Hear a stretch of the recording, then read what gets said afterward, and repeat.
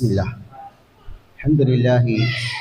Wassalatu wassalamu ala nabiyyina Muhammadin wa ala alihi wa sahbihi man sara ala nahjihi wa iqtafa bi atharihi ila yaumiddin.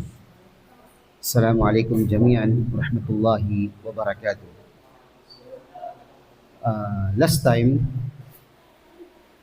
natalakay natin ang mga panahon at yugto bago naging propeta o hiranging propeta ang propeta Muhammad sallallahu alaihi wasallam. Mga panahon na kung saan siya ay nasa kabinataang edad hanggang sa panahon na siya ay nakilahok sa pakikipagkalakal sa lugar ng Syam at hanggang sa marating natin ang punto na siya ay nakipag-isang dibdib sa kanyang asawa na si Khadija radhiyallahu anha. Talakay natin ang ilan sa mga naging anak ng propeta Muhammad sallallahu alaihi wasallam sa hanay ng kalalakihan at sa hanay ng kababaihan. Ito ay mga huling yugto at sandali, mga pahina ng talambuhay ng propeta Muhammad sallallahu alaihi wasallam bago siya hiranging propeta, kahuli-huli ang mensahero, sugo ng Allah bilang habag sa sangkatauhan.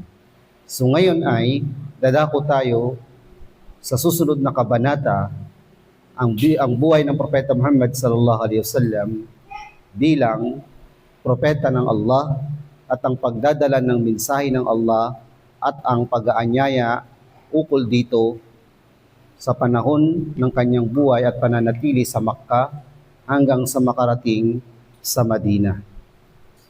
Ang propeta Muhammad sallallahu alaihi wasallam, ang kanyang panahon ng pagiging sugo at propeta ng Allah at sa larangan ng da'wa, ito ay nahati sa dalawang yugto ng kabanata. At ang bawat isa ay may natatangi at bukod-tangi sa bawat isa. Ano ito? Unang-una, Al-Ahad Al-Makki o yung mga panahon ng pananatili ng propeta Muhammad sallallahu alaihi wasallam sa Makkah matapos siyang hirangin bilang kahuli-huliang sugo, mensahero at propeta ng Allah subhanahu wa ta'ala. Sabihin, matapos siyang hirangin naging sugo at propeta, kahuli-huli ang mensahero ng Allah, ay nanatili siya sa Makkah ng 10 years. Nanatili siya sa Makkah ng 10 years. After nun ay lumikas siya patungo ng Madina at nanatili naman siya dito ng 13 years. At dito na rin yung naging huling sandali ng propeta Muhammad sallallahu alaihi wasallam matapos ang pagbukas ng Makkah. So, ang propeta Muhammad sallallahu alaihi wasallam, ang kanyang yugto ng buhay bilang isang sugo, mensahero ay nasa dalawang yugto. Yugto, kabanata ng mga panahon, sandali at mga taon sa Makkah, matapos siyang hirangin ng Allah subhanahu wa ta'ala bilang sugo at mensahero. Pangalawa ay pananatili sa Madina pagkatapos ng mga taon sa Makkah. So, ang pananatili niya sa Makkah ay nagtagal ng 13 years. 13 years. Baliktad natin yung sinabi ko kanina. Pananatili niya sa Makkah ay nasa loob ng 13 years. So, siya ay nanawagan, nag-anyaya, ginamit ang iba't ibang estilo ng pag-aanyaya sa landas ng Allah subhanahu wa ta'ala, tulad ng estilo ng pag-aanyaya sa pamagitan ng pasikretong pamamaraan o kaya paraan ng pag-aanyaya sa Allah subhanahu wa ta'ala sa pamagitan ng lantad at hayag. At ang panghuli ay pag-aanyaya sa landas ng Allah subhanahu wa ta'ala hanggat sa tuluyan siyang lumikas mula sa Makkah patungo ng Madina. So ang propeta Muhammad sallallahu alaihi wasallam, ang kanyang 13 years na pananatili sa Makkah matapos siya hirangin bilang sugo at propeta na Allah subhanahu wa ta'ala ay gumamit ng iba't ibang uri ng estilo ng pag-aanyaya sa mga Muslim. At nariyan ang estilo ng pag-aanyaya ng pasikreto at ginamit niya ito sa mga tao na alam niyang maniniwala sa kanya. Halimbawa, yung kaibigan, kamag-anakan, asawa, mga malapit na tao sa kanya, ay ginamit niya ang paraan ng pasekreto at patago. Mga panahon na yun ay konti pa lang ang Muslim at marami ang babatikos sa Propeta Muhammad sallallahu alaihi wasallam. Pangalawa, ito yung yugto na kung saan ang Propeta Muhammad sallallahu alaihi wasallam ay lumabas na ng hayagan, naglakad sa mga lansangan ng Makkah, sa mga iskinita ng Makkah, pumunta sa mga pagpupulong, nag-anyaya sa mga mataong lugar upang iparating ang salita ng Allah subhanahu wa ta'ala. Pangatlo, yung yatawag natin na yugto na yun hanggang sa tuluyan siyang lumikas patungo ng Madina. So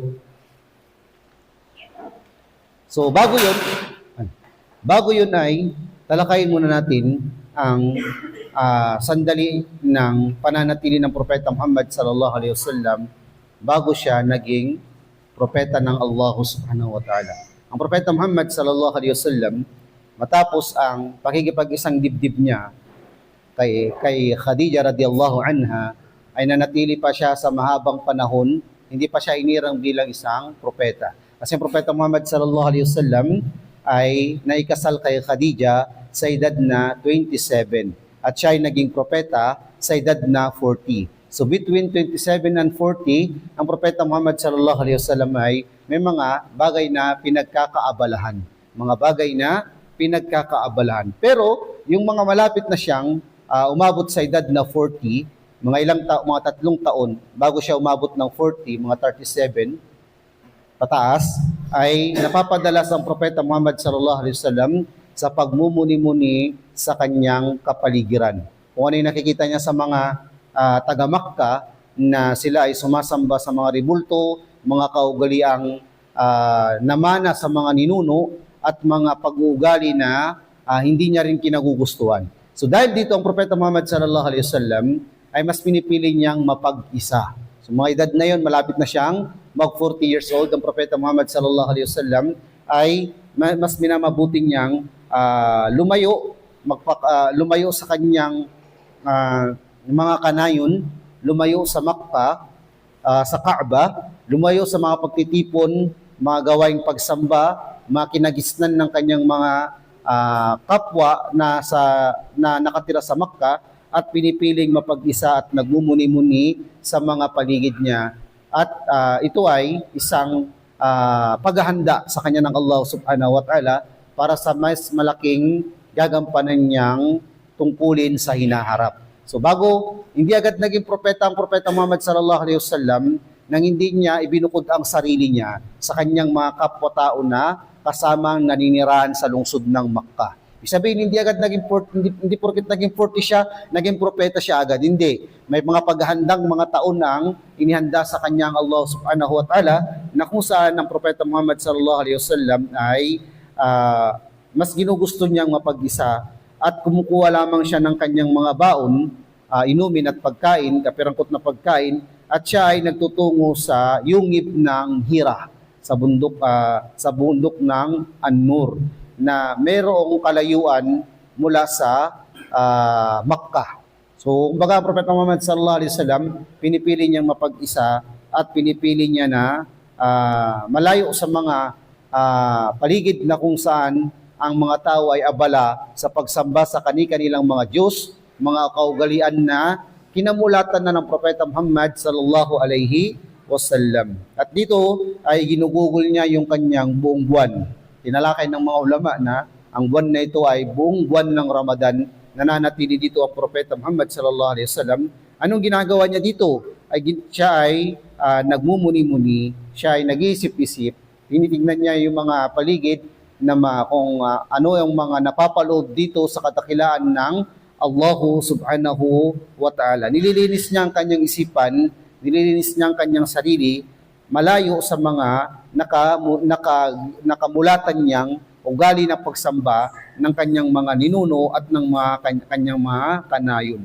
So, Propeta Muhammad sallallahu alaihi wasallam ay sa mga ganitong yugto, inihanda siya ng Allah subhanahu wa ta'ala para sa malaking gagampanan niya. Kumbaga, Allah subhanahu wa ta'ala ay pinutol ang lahat ng mga pwedeng pagkaabalahan ng Propeta Muhammad sallallahu alaihi wasallam, mga makamundong bagay, mga ugaling hindi maganda, mga taong hindi karapat-dapat makasama, pinuputol dito ng Allah subhanahu wa ta'ala ang ugnayan ng Propeta Muhammad sallallahu alaihi wasallam sa kanila, dahil inihahanda siya sa isa sa mga malaki at mabigat na tungkuling gagampanan niya sa sangkatauhan.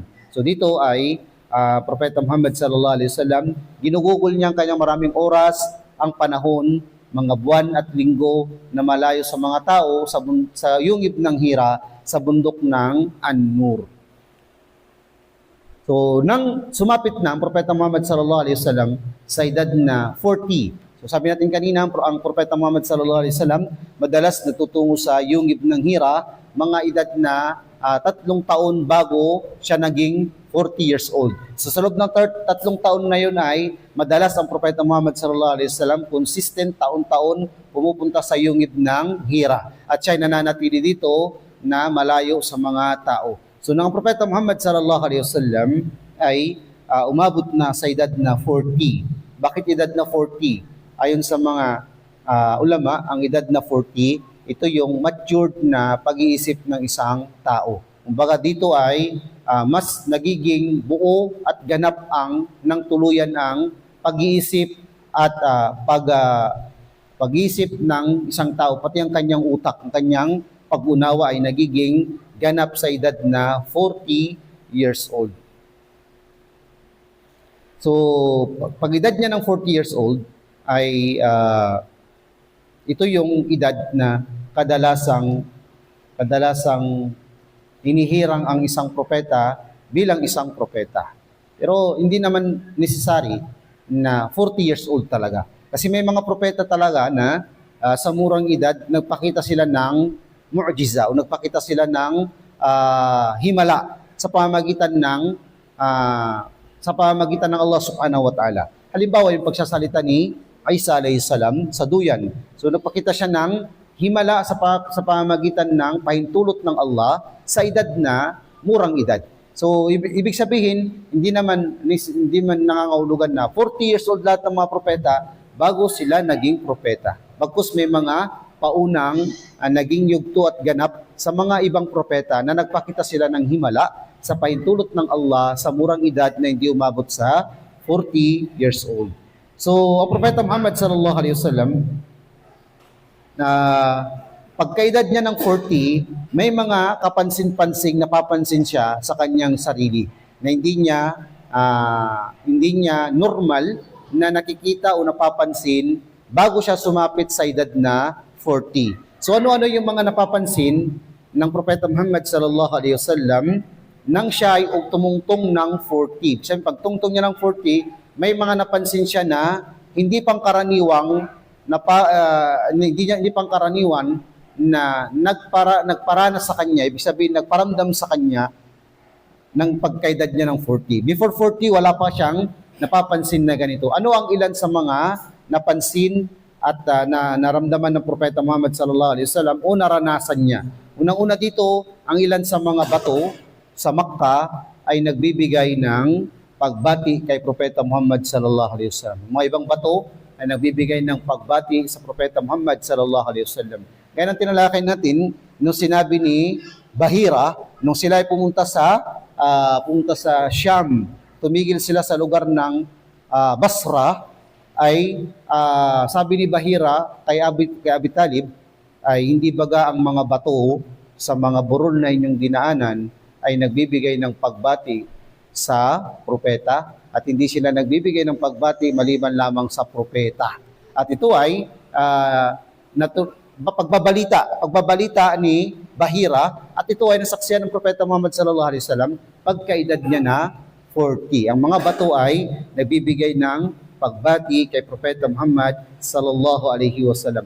Ang ilan dito ay ang Propeta Muhammad sallallahu alaihi wasallam may mga nakikita sa kanyang panaginip na ang kanyang mga nakikita dito ay nangyayari kapag umaga na. Sabi ng Propeta Muhammad sallallahu alaihi wasallam, kabilang sa kanyang napansin pag edad niya ng 40 ay may mga napapanaginipan siyang panaginip. Pagsapit ng umaga ay nakikita niyang nangyayari yung mga napanaginipan niya. So, ito ay nangyari hanggang sa lumisan ang 6 na buwan pagkatungtong ng Propeta Muhammad sallallahu alaihi wasallam sa edad na 40.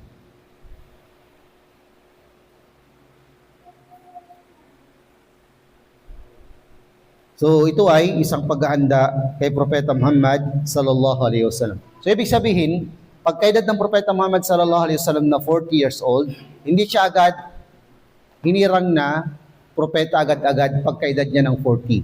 Pero may mga paunang kapansin-pansing na pansin ng Propeta Muhammad sallallahu alaihi wasallam gaya na lang halimbawa ng tinatawag na pagbati ng mga bato at mga panaginip na nagkakatotoo sa umaga.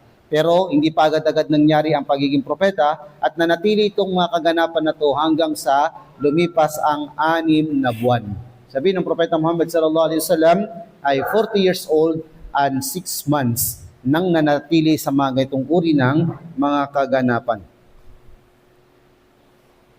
So ito ay pagkatapos nito ay nangyari ang tinatawag na pagtukoy kay Propeta Muhammad sallallahu alaihi wasallam bilang kahuli-huliang propeta ng Allah subhanahu wa ta'ala. At tinukoy ito ng mga ulama na ito ay nangyari sa araw ng Lunes na mayroong petsa ng ika-21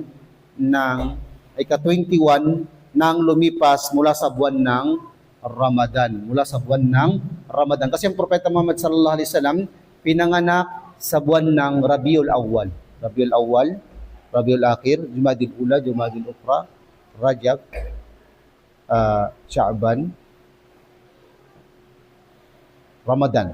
So, sa pang-6 na buwan mula ng kapanganakan ng Propeta Muhammad sallallahu alaihi wasallam o mula nang siya ay naging 40 years old ay siya ay hinirang o siya ay pinadalhan ng kauna-unahang mensahe ng Allah subhanahu wa ta'ala. At ang Propeta Muhammad sallallahu alaihi wasallam siya ay nasa edad na 40 years old and 6 months. Sabihin, sa buwan ng Ramadan, unang ibinaba ang unang mensahe mula sa Allah subhanahu wa ta'ala, ika-21 ng lumipas ng gabi ng buwan ng Ramadan. So, bilang karagdagang kaalaman, ang lahat ng mga aklat na ipinadala ng Allah subhanahu wa ta'ala sa mga propeta tulad ng Suhuf, ng Zabur, Taurah, at yung Injil at ang kauli-ulian na yung Quran, lahat ito ay pinadala sa buwan ng Ramadan. Lahat ng ito ay pinadala sa buwan ng Ramadan. Magkakaiba lang hindi specifically na first week, second week, o third week, o ika-10 days, 21 days, 7 days. So lahat ng ito ay pinadala sa buwan ng Ramadan. Binanggit ito sa aklat ni Dr. Muhammad Atta na Mudakkiratu at Tauhid. Binanggit niya doon na ang karamihan, ang lahat ng mga aklat na ipinadala ng Allah subhanahu wa ta'ala sa sangkatauhan ay ipinadala lahat ito sa buwan ng Ramadan. So, dito ang concern natin, ang Quran na ipinadala kay Propeta Muhammad, nagsimula itong ibinaba sa ika-21 na lumipas na gabi ng buwan ng Ramadan. So, ang iba ay tinukoy ito sa kalendaryong Hijriya na ay sa kalendaryong Gregorian calendar na taong 610.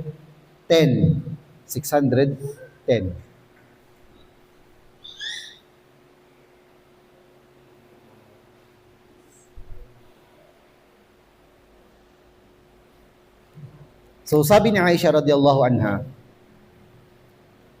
bilang pagkukwento at paglalahad sa unang yugto at kaganapan ng unang pagpapadala ng Allah subhanahu wa ta'ala ng mensahe kay Propeta Muhammad sallallahu alaihi wasallam sa pamamagitan ni Jibril, sabi niya, unang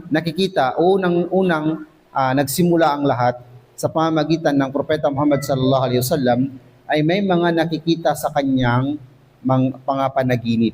At ito ay nangyayari kapag nagkaumaga. Sabi ni Aisha radhiyallahu anha. Ang Propeta Muhammad sallallahu alaihi wasallam bilang kanyang pagkikwento ay minararapat niya at minamahal niya at mas ginugusto niya ang siya ay mapag-isa at siya ay nananatili sa yungib ng hira hanggat sa lumipas ang mga gabi at mga araw malayo sa kanyang pamilya.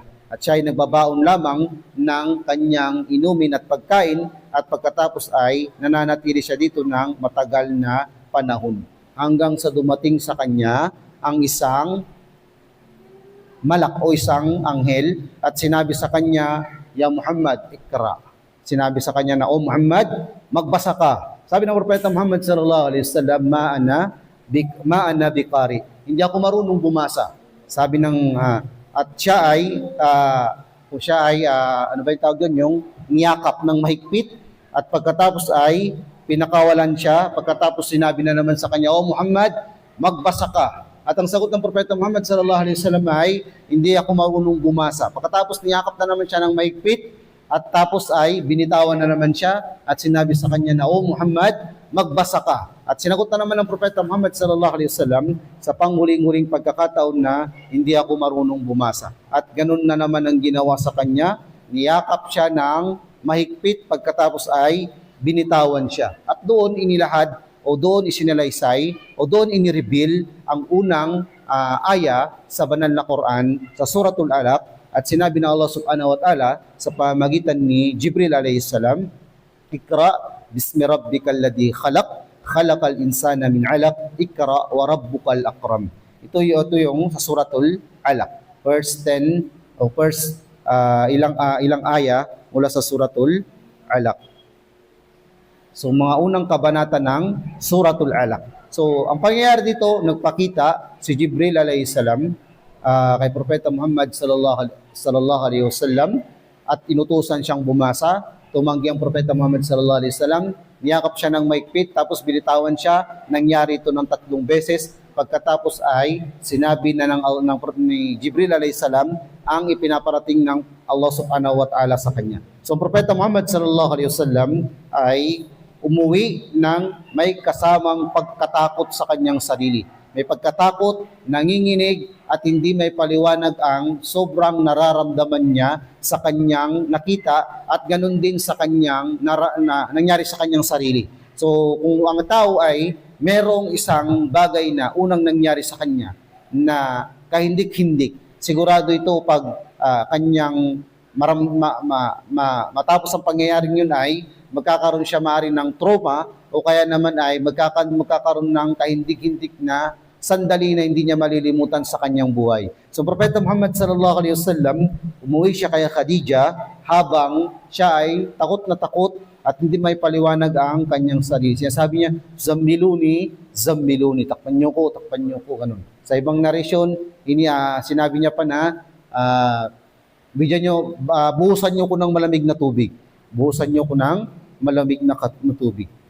So sabi ni Aisha radhiyallahu anha, sabi sa kanya ni Khadija, tinatanong niya kung ano ang nangyari sa iyo.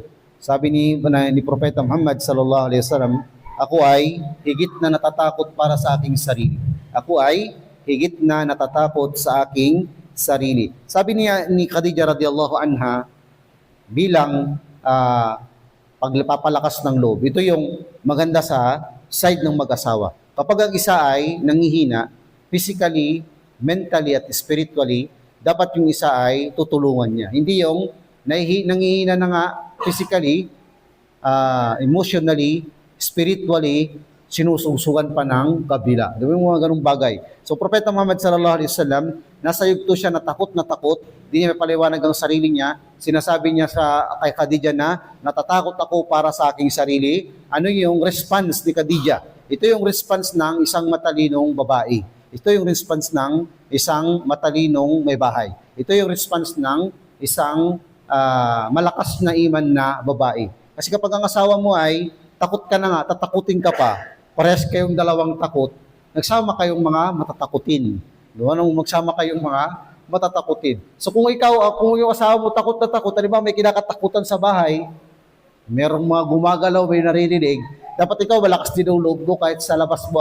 Dapat ikaw malakas din ang panglabas mo kahit sa pangloob mo ay mahina. Kasi kapag mahina ka rin, saan na lang aasa yung asawa mo?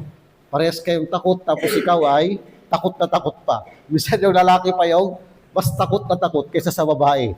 So ano yung response ni Khadija radhiyallahu anha nang marinig niya ang Propeta Muhammad sallallahu alaihi wasallam na sinasabi niya na natatakot ako para sa aking sarili. Sabi ni Khadija radhiyallahu anha, "Kalla wallahi la yuhzika Allahu abada." Sabi niya, hindi, sumpaman sa Allah, hindi kanya ipapahamak kailanman.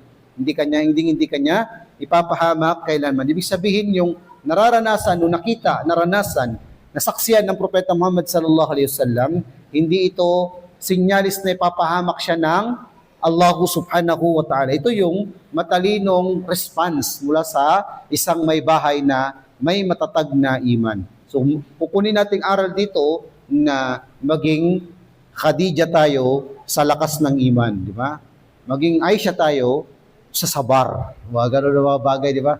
Wag yung wag yung puro pangalan lang yung natin, yung hindi kinukuha natin na dapat ay panindigan natin sa sarili natin, lalo na kung tayo ay nasa ganitong kalagayan, ang asawa natin ay nakikita natin na may panghihina spiritually, may panghihina emotionally, dapat maging matatag tayong asawa nila o matatag sila bilang ating mga asawa. Ano pang sinabi ni Khadija radhiyallahu anha para patatagin si Propeta Muhammad sallallahu alaihi wasallam? Sabi niya, dahil ikaw ay nagtataguyod ng ugnayan ng kamag-anakan. Propeta Muhammad sallallahu alaihi wasallam, malakas ang kanyang ugnayan sa kamag-anakan. Bakit siya papahamak ng Allah subhanahu wa ta'ala? Hindi niya pinuputo ng ugnayan niya sa kanyang kamag-anakan. Bakit siya papahamak ng Allah subhanahu wa ta'ala? Tumutulong sa mahihirap. Tumutulong ang Propeta Muhammad sallallahu alaihi wasallam sa mahihirap. Bakit siya papahamak ng Allah subhanahu wa ta'ala? Naglilingkod sa mga nangangailangan. Tumutulong sa mga nangangailangan. Bakit kayo papahamak ng Allah subhanahu wa ta'ala? Nag-aalok ng tulong sa mga walang magtatanggol at nagsasabi lagi ng katotohanan. So ito ay hindi pinupuri ni Khadija, ang Propeta Muhammad sallallahu alaihi wasallam, bagkus pinapalakas niya ito sa pamamagitan ng mga makatotohanang mga salita. Hindi yung pangbubola. Hindi yung pangbobola. Ito ay pagsasabi ng katotohanan, pagpapalakas ng loob dahil naniniwala si Khadija na ang Propeta Muhammad sallallahu alaihi wasallam, ang kanyang asawa, ay hindi gumagawa ng mga bagay na ikagagalit ng Allah subhanahu wa ta'ala. Kaya hindi siya ipapahamak ng Allah subhanahu wa ta'ala. Binanggit niya ang mga ginagawang mabuti ng Propeta Muhammad sallallahu alaihi wasallam, kaya pinapalakas niya ang kanyang kalooban, sinasabi niya na wala kang dapat ikabahala dahil gumagawa ka ng maraming kabutihan. Tumutulong ka sa mga nangangailangan, nag-aalok ng tulong sa mga kailangan ng magtatanggol. Mga kamag-anakan mo, hindi mo sinisiraan, hindi mo pinuputol ang kanilang ugnayan. Mabuti kang, sa madaling sabi ay, mabuti ang pakikisama ng Propeta Muhammad sallallahu alaihi wasallam sa mga taong nakapaligid sa kanya. So pagkatapos nito, si Khadija ay pumunta siya kay Waraka ibn Nawfil, ibn Asad, ibn Abdul Uzza. Siya ay kabilang sa anak ng tiyuhin ni Khadija. Sabihin si Waraka ibn Nawfil ay anak ng tiyuhin ni Khadija radhiyallahu anha. Pumunta siya doon. So dahil itong si Nawfil, ay si Waraka ibn Nawfil, ay tinuturing siya na marunong o may alam sa mga nagdaang mga kasulatan at siya ay nagsusulat at bumabasa ng lingwahe ng Hebreo. O Hebreo. Nagsusulat at bumabasa ng lingwahe ng Hebreo at Aramaic. At siya ay merong mga kaalaman sa mga sinaunang kasulatan, subalit siya ay isa ng matandang lalaki. Ibig sabihin na sa kaedadang matandang gulang na siya. Nasa matandang gulang na siya. Pumunta doon si Khadija, sabi niya, o anak ng aking tiyo, makinig ka sa sasabihin nitong ituro niya ang Propeta Muhammad sallallahu alaihi wasallam. So sabi ni Waraka ibn Nawfil, ano ba ang meron sa naipaparating ninyo sa akin? Sabi niya, tapos ang Propeta Muhammad sallallahu alaihi wasallam, siya na mismo ang nagkwento kung ano yung nangyari. Ay tutukoy natin dito na kung anong nangyari sa pagdating ni Jibril na pag-uutos sa kanya na bumasa at ang paggigpit ng yakap sa kanya at ang pagbitiw sa kanya at ang pagbanggit ng mga kataga mula sa banal na Quran na nagmula sa Allah subhanahu wa ta'ala. So pinarating ni Propeta Muhammad sallallahu alaihi wasallam kay Waraka ibn Nawfil kung ano yung nasaksihan niya nang merong pagkatakot at pangamba sa kanyang sarili dahil bago pa lang ito nangyari. So sabi ni Waraka ibn Nawfil, "Hadan namus alladhi nazzalahu Allahu ala Musa. Ya laytani fiha jud'a, laytani akunu hayyan id yukhrijuka qaumuk." Faqala Rasulullah sallallahu alaihi wasallam, "Aw mukhrijuhum." Qala na'am, lam ya'ti rajulun qattun bimithli ma ji'ta bihi illa udiya wa yudrikni qaumuka yawmuka ansuruka nasran muwazzara. So sabi ni Waraka ibn Nawfil, ang anghel na yon, sabi ng tutukoy niya si Jibril, yun ang anghel na ibinaba ng Allah subhanahu wa ta'ala kay Propeta Musa alayhi salam. Ibig sabihin, may alam siya sa mga unang kasulatan, mga kaganapan na hindi pa nasira kahit lumipas ang mahabang mga panahon. So sabi niya, kung ako ay sana ay bata-bata pa o nasa kabataang gulang pa ay tutulong ako sa iyo.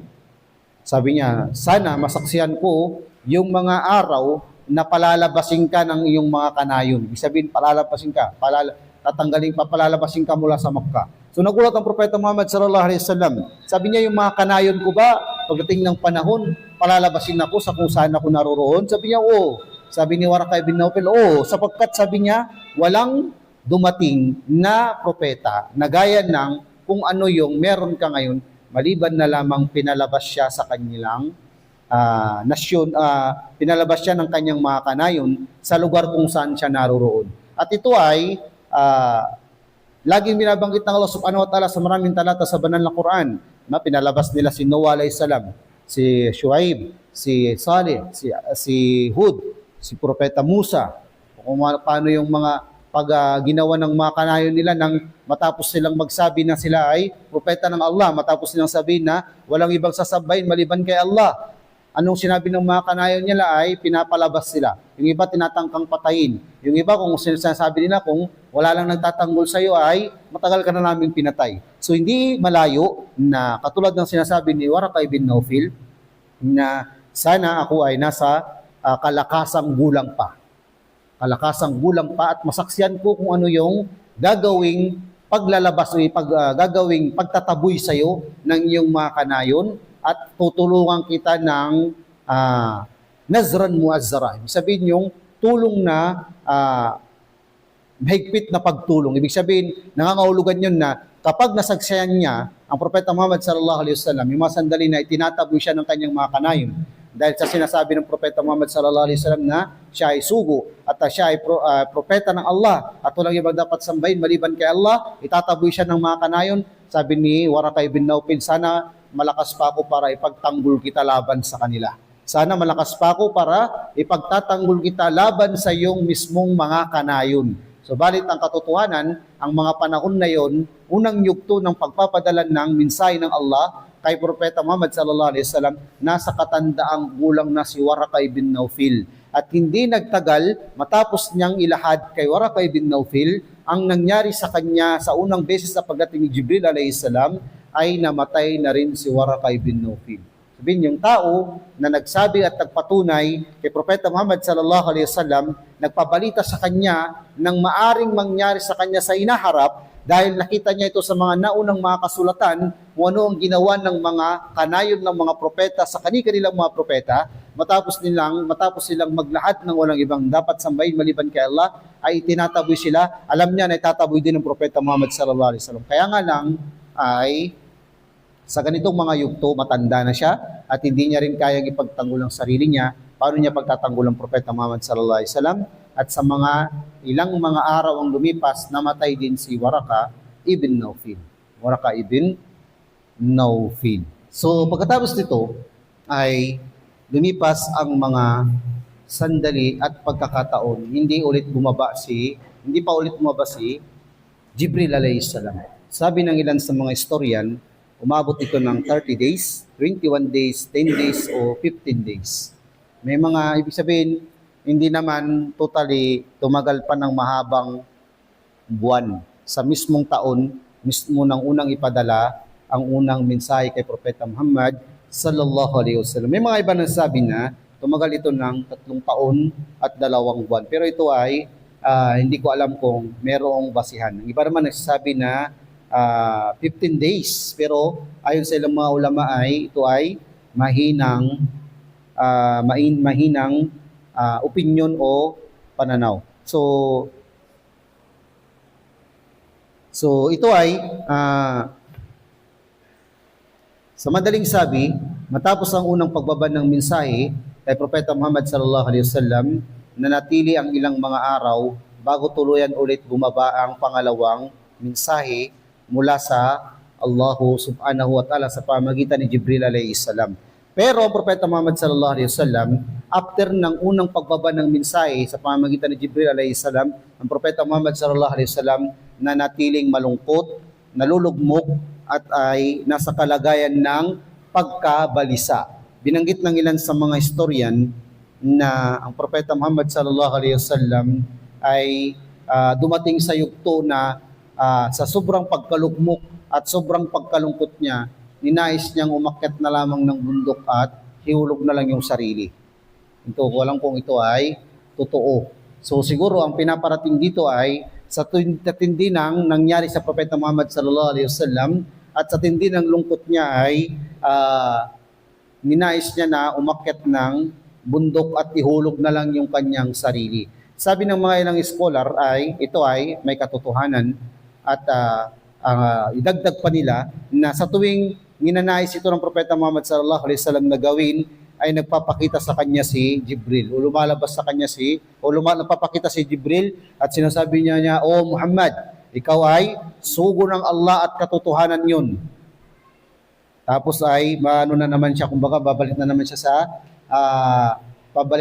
sa matinong pag-iisip. Pagkatapos ay pag nawala na naman sa kanya yung bagay na yon, ninanais na naman niya na umakyat na lang sa mataas na lugar at ilaglag yung sarili dahil sa tindi ng nararanasan niyang pagkalungkot at yung pagkabalisa sa naging nangyari sa kanya nung sandaling unang bumaba si Jibril alayhi salam. Ngayon ay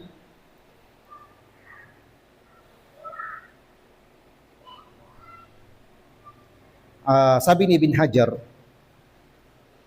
nang matapos ang ilang araw na mula ng unang bumaba si Jibril alayhi salam at ang unang revelasyon, ang Propeta Muhammad sallallahu alaihi wasallam ay nasa kalagayan ng pagkabalisa at unti-unting sa paglipas ng mga araw ay unti-unti niya ring nalalagpasan ang kung ano ang nangyari. At pagkatapos nito ay inihahanda na naman siya ng Allah subhanahu wa ta'ala para sa pangalawang revelasyon na ibinaba sa kanya. Sabi ng Propeta Muhammad sallallahu alaihi wasallam bilang pagkukwento sa pangalawang yugto na dumating sa kanya si Jibril alayhi salam, sabi niya, siya ay nasa kalagayan na mag-isa at merong tumawag sa kanya. Siya ay tumingin sa kanyang kanan, wala naman siyang nakita. Tumingin siya sa kanyang kaliwa, wala siyang nakita. Tumingin siya sa harap niya, sa likod, wala rin siyang nakita. Pagkatapos tinaas niya ang kanyang ulo, tinangad niya ang kanyang ulo, at doon ay nakita niya ang isang anghel na nakaupo sa isang luklukan sa pagitan ng lupa at kalangitan.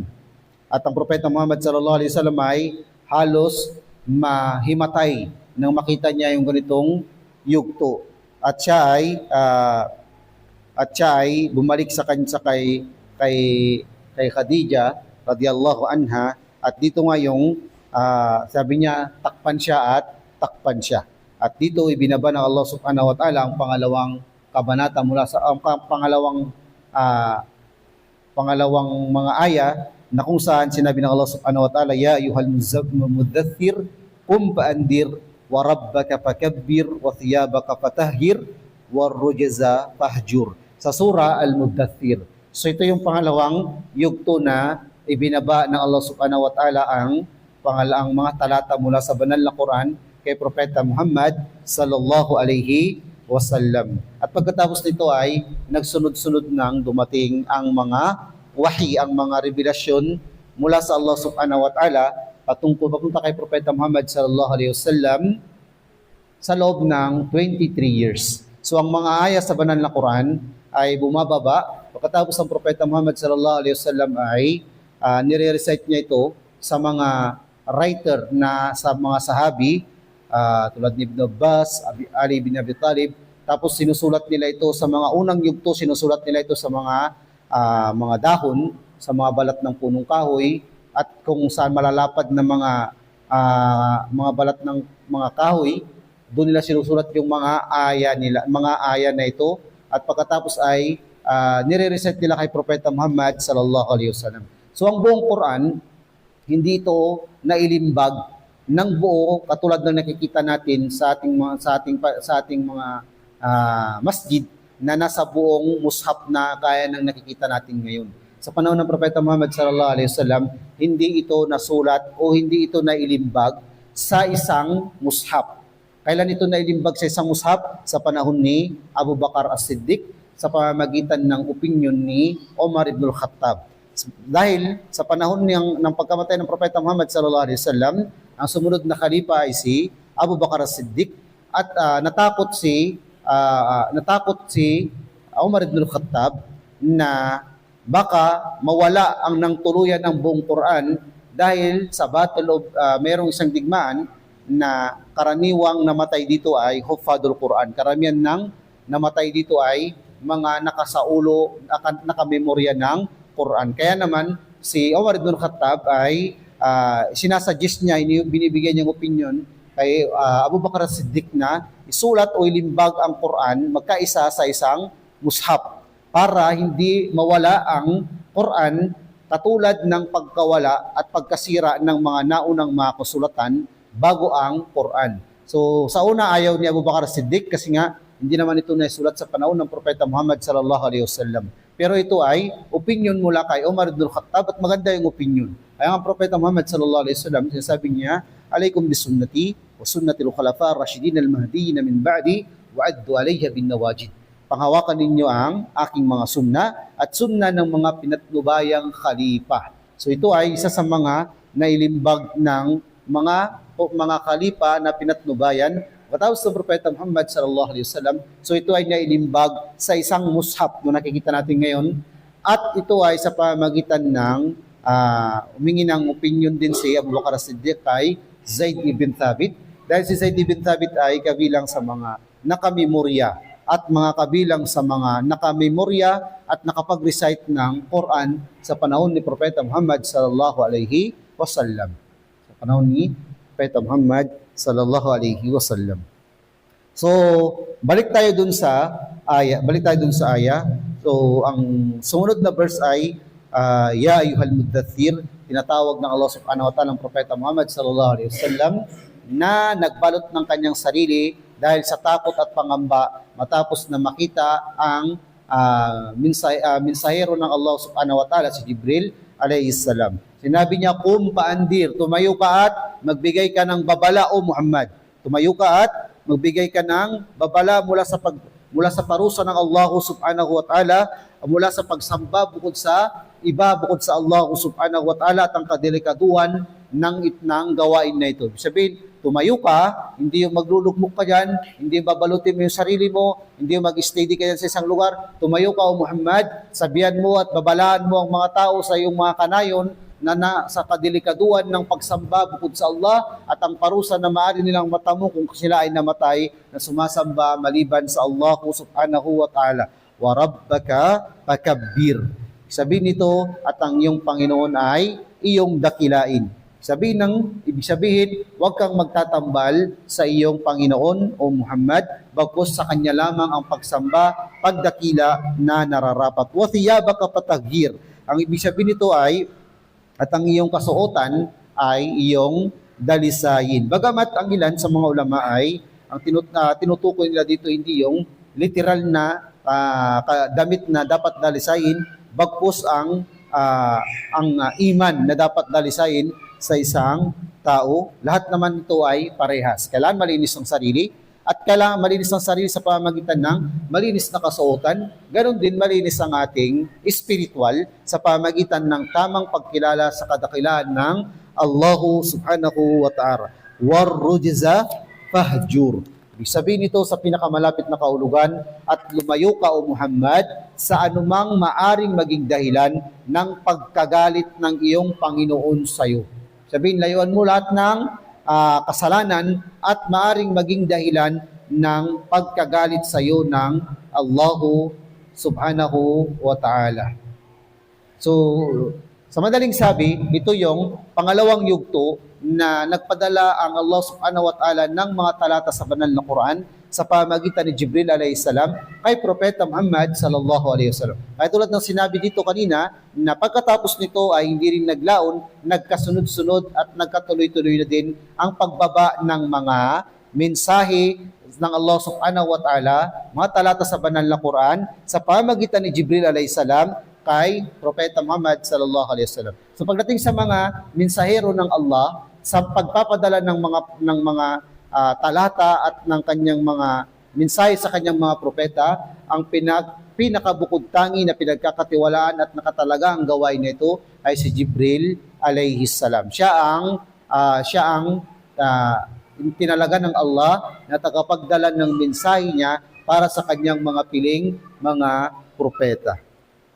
So, ang Propeta Muhammad sallallahu alaihi wasallam ay pinanghawakan niya ang responsibilidad na pinadala sa kanya ng Allah subhanahu wa ta'ala at iginugol niya ang kanyang mga panahon bilang propeta at sugo ng Allah subhanahu wa ta'ala, nakikibaka, nagdadawa, nagtuturo, nagtatama ng mali at pag nagtutuwid ng mga baluktot na nakikita niya sa kanyang paligid sa pamamagitan ng mga itinuturo sa kanya ng Allah subhanahu wa ta'ala. At ito ay lumipas ang mahigit 23 years.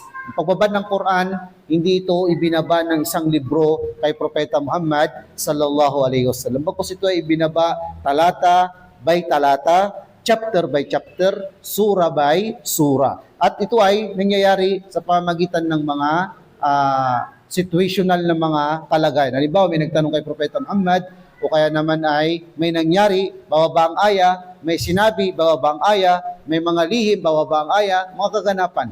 Mainam na basahin pagdating sa mga tinatawag na mga kadahilanan kung bakit ibinababa ang aya mula sa banal na Quran, ang mga libro gaya ng Asbabun Nuzul. Merong mga libro na isinulat, tinatawag na Asbabun Nuzul, kung saan ito yung mga reason kung bakit ang mga aya ay binaba sa digmaan na ganito. Bakit ang aya ay binaba sa mga munapik sa lugar na ganito, sa sitwasyon na ganyan, sa sinabi ng mga munapik na ganon. Dahil ang mga aya minsan ay bumababa dahil tinatanong ng mga tao ang Propeta Muhammad sallallahu alaihi wasallam, bilang propeta hindi siya agad sasagot sa kung ano yung itinatanong sa kanya, aantay siya ng talata at bababa yung talata.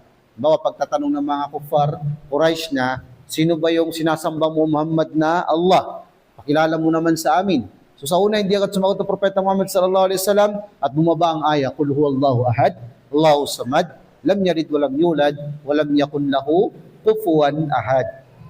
So ang wahi, o ang mga revelasyon ng Allah subhanahu wa ta'ala ay merong iba't ibang puri ng pagpaparating kay Propeta Muhammad sallallahu alaihi wasallam at sa mga naunang mga propeta sa kanya. Binanggit ito ni Ibnul Qayyim rahimahullah at binanggit niya ang ilan sa mga kaganapan na tumutukoy sa revelasyon ng Allah subhanahu wa ta'ala. Binanggit niya unang-una dito, ar-ru'ya as-sadiqah. Ibig sabihin, yung mga tinatawag na mga panaginip o kaya naman ay nakikita niya sa kanyang panaginip na nangyayari pagka umaga. At ito ay nangyari kay Propeta Muhammad sallallahu alaihi wasallam.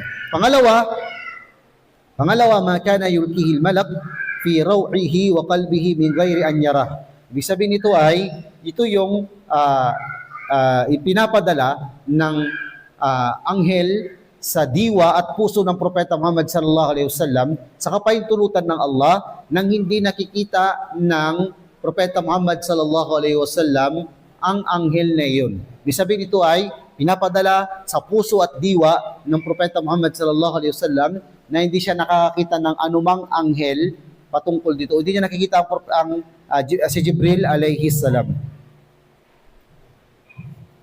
So katulad ng isang hadith kung saan sinabi ng Propeta Muhammad sallallahu alaihi wasallam na ang Jibril alaihi salam ay naglagay sa kanyang diwa o pinadala sa pamamagitan ng kanyang diwa na ang isang kaluluwa ay hindi kailanman mamamatay hanggat sa hindi nakukumpleto ang kanyang sustento. So yung hadith na yun, kahit paano ni-reveal kay Propeta Muhammad sallallahu alaihi wasallam sa pamamagitan ng kanyang diwa at puso, sa pamamagitan ni Jibril alayhi salam, sa kapahintulutan ng Allah subhanahu wa ta'ala. Anong sinabi niya? Sinabi sa kanya ni Jibril, sinabi ng Allah subhanahu wa ta'ala na ang isang sino mang may kaluluwa ay hindi mamamatay hatta yastakmila rizquha. Hanggat sa hindi pa at hanggat sa hindi nakukumpleto ang kanyang biyaya, ang kanyang sustento. Fattakullah. Kaya katakutan ninyo ang Allah subhanahu wa ta'ala, wajmalu fit talab, at inyong ayusin ang paghingi at paghiling sa Allah subhanahu wa ta'ala. Wala yahmilannakum istibta'ar rizq ala an tatlubuhu bima'siyatillah. Kaya't huwag ninyong gagawin na hingin ninyo ang biyaya ng Allah sa pamamagitan ng paggawa ng kasalanan sa Kanya. Kaya wag natin gagawin na kunin natin ang rizq, sustento ng Allah sa pamamagitan ng kasalanan. Gusto mong magkapera dahil naniniwala ka sa sarili mo na sustento mo yun. Anong ginawa mo? Hindi ka na nakaantay, ni-read mo yung bangko. O, di ba? Wag mo gagawin yun. Di ba? Wag mong gagawin yung bagay na yun. Kasi sabihin na natin na nakatalaga sa'yo yun, pero wag mong kunin sa pamamagitan ng kasalanan. Wag kunin sa pamamagitan ng kasalanan. Fa inna ma indallahi la yanalu illa bi ta'atihi. Sapagkat sabi ng Propeta Muhammad sallallahu alaihi wasallam, anumang nasa Allah ay hindi makakamit maliban sa pamamagitan ng pagsunod sa Kanya. So, ang punto dito, ang hadith na to ay ipinadala ng Allah kay Jibril alayhi salam, at si Jibril ito ay ipinadala niya sa diwa ng Propeta Muhammad sallallahu alaihi wasallam at sa kanyang puso. Sa Propeta Muhammad sallallahu alaihi wasallam, hindi magsasalita ng mga ganitong pataga sa pamamagitan lang ng sarili niyang pag-unawa. Sa pamamagitan ng kanyang sariling pag-unawa. Pangatlo,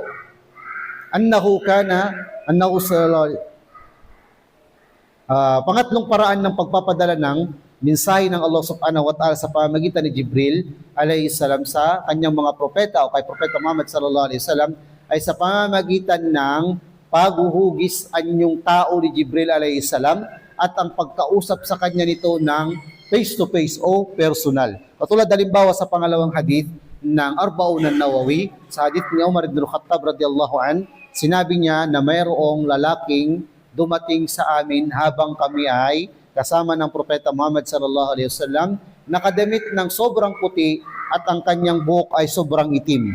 Hindi bakas sa kanya ang paglalakbay. Kasi sa sinuunang panahon, kapag dumating ka sa isang lugar, lalo na noon, walang NMAX, di ba? Walang mga motor. O, di ba?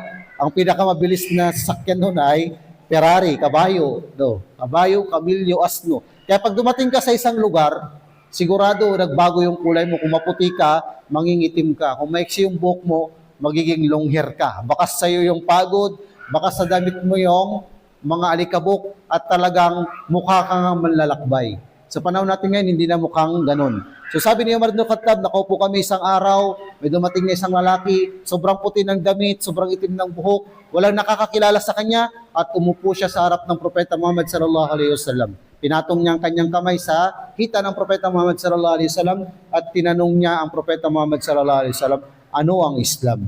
So nagulat kami, nagtatanong yung tao ng patungkol sa bagay na yan. Tapos sinagot ng Propeta Muhammad sallallahu alaihi wasallam, pagkatapos niyang sagutin, sinabi ng lalaki na yun na sadaqta. Ibig sabihin, tama yung sinabi mo. Kaya nagulat na naman sila, Umar ibn Khattab, na nagtatanong yung tao tapos alam naman niya kung ano yung isasagot. So yung hadith na yun ay binanggit doon kung ano yung Islam, kung ano yung iman, kung ano yung ihsan. Ang punto dito, sa hadith na yun, dumating si Jibril alayhi salam kay Propeta Muhammad sallallahu alaihi wasallam para turuan ang kanyang mga tao sa paligid patungkol sa iman, ihsan, sa Islam, iman, saka sa ihsan, at ito ay sa pamamagitan ng mukhang tao. At binanggit pa sa ibang narration na si Jibril alayhi salam, kadalasang ginagaya niya ang hitsura ni Dihya al-Kalbi. Si Dihya al-Kalbi ay iniulat na isa sa mga sahaba sa panahon ng Propeta Muhammad sallallahu alaihi wasallam na gwapo. Na gwapo. So, yun. Yun ang mahirap pag gwapo, binabanggit, no? ano lang yun? So, si Jibril alayhi salam ay kadalasang ginagaya sa katauhan ni Dihya al-Kalbi. So, pangapat na paraan ng pagpapadala ng mensahe sa pamamagitan ni Jibril alayhi salam kay Propeta Muhammad sallallahu alaihi wasallam ay sa pamamagitan ng huni ng kampanilya. Sabi ng Propeta Muhammad sallallahu alaihi wasallam, may maririnig siya na matinding huni o tunog ng kampanilya at sa pamamagitan nito ay may himatay ang Propeta Muhammad sallallahu alaihi wasallam. Siya lang makakarinig nun. Siya lang ang makakarinig nun. Sinyalis yun na merong i-reveal sa kanya ang Allah subhanahu wa ta'ala sa pamamagitan ni Jibril alayhi salam. So kahit sa atin dito kapag may marinig tayong malakas na huni ng kampanilya, talagang masakit sa tainga, masakit sa ulo. So ang Propeta Muhammad sallallahu alaihi wasallam, kapag nangyayari sa kanya ang nakakarinig siya ng huni ng kampanilya, siya ay pinagpapawisan kahit malamig ang panahon. At ang matindi dito ay halos mahimatay siya, bumibigat ang kanyang katawan dahil sa tindi ng sandali na naririnig niya yung matinding huni ng kampanilya at inire-reveal sa kanya ang talata ng banal na Quran. Pangatlo, at binanggit pa dito na kung ang Propeta Muhammad sallallahu alaihi wasallam nakasakay siya sa kamilyo, yung kamilyo talagang luluhod sa sobrang tindi ng sitwasyon. Pag ni-reveal lang ang ganitong revelation kay Propeta Muhammad sallallahu alaihi wasallam sa pamagitan ng huni ng kampanilya, yung sinasakyan ng Propeta Muhammad sallallahu alaihi wasallam ay halos mapaluhod siya sa sobrang tindi ng sitwasyon. Hindi lang apektado ang Propeta Muhammad, pati yung mga tao sa paligid niya. At minsan nang isinalaysay ito ni Zaid ibn Thabit ng nakapatong sa kanyang hita ang Propeta Muhammad sallallahu alaihi wasallam ay dama niya yung bigat na parang pakiramdam niya sa sarili niya, ayaw niya nang maulit yung ganong senaryo. Ayaw niyang maulit na yung ganong senaryo. Panglimang paraan ng pag-reveal ng revelasyon sa Propeta Muhammad sallallahu alaihi wasallam at sa mga naunang propeta sa kanya ay sa pamamagitan ng pagpapakita ni Jibril alayhi salam sa katauhan niyang sa totoo niyang itsura, sa totoo niyang itsura. At ito ay nangyari katulad ng binanggit ng Allah subhanahu wa ta'ala sa surah An-Najm. Katulad ng binanggit ng Allah subhanahu wa ta'ala sa surah An-Najm. So, pang-anim ay pag-reveal ng Allah subhanahu wa ta'ala kay Propeta Muhammad sallallahu alaihi wasallam at sa pamamagitan ng Isra wal Mi'raj. Ibig sabihin ng Propeta Muhammad sallallahu alaihi wasallam, nagtungo mula sa Makkah patungo ng Palestine patungo papunta ng kalangitan kung saan siya ay pinapunta ng Allah subhanahu wa ta'ala, sakay ang sasakyang burak kung tawagin na mayroong kasing bilis ng kidlat at dinala siya sa kung saan siya pinagutos ng Allah subhanahu wa ta'ala. Ang ganitong uri ng paglalakbay ng Propeta Muhammad sallallahu alaihi wasallam at ang pag-uusap nila ng Allah subhanahu wa ta'ala sa pamamagitan ng merong harang, busis lang na naririnig niya ay isang uri ng revelasyon mula sa Allah subhanahu wa ta'ala. Pang-pito na paraan ng pag-reveal ng Allah subhanahu wa ta'ala ng revelasyon kay Propeta Muhammad o sa mga naunang propeta sa kanya ay sa pamamagitan ng direktang pagkausap ng Allah subhanahu wa ta'ala sa propetang nais niyang kausapin, katulad ng direktang pakikipag-usap niya kay Musa alayhi salam. Katulad ng direktang pakikipag-usap niya kay Musa alayhi salam. At ito ay totoong nangyari. So itong pitong paraan ng pagre-reveal ng Allah subhanahu wa ta'ala sa kanyang mga propeta at kay Propeta Muhammad sallallahu alaihi wasallam, binanggit ito ni Ibnul Qayyim. Sabihin, iba't ibang paraan ng pagre-reveal ng mensahe ng Allah subhanahu wa ta'ala kay Propeta Muhammad at sa kanyang mga nakaraang mga propeta. Ito ay paraan ng Allah subhanahu wa ta'ala at Allah subhanahu wa ta'ala ay ginagawa niya ang kanyang nais. So hanggang dito na lamang. Subhanakallahumma bihamdi wa nashhadu an la ilaha illa anta astaghfiruka wa atubu ilayk. Alhamdulillahi rabbil alamin.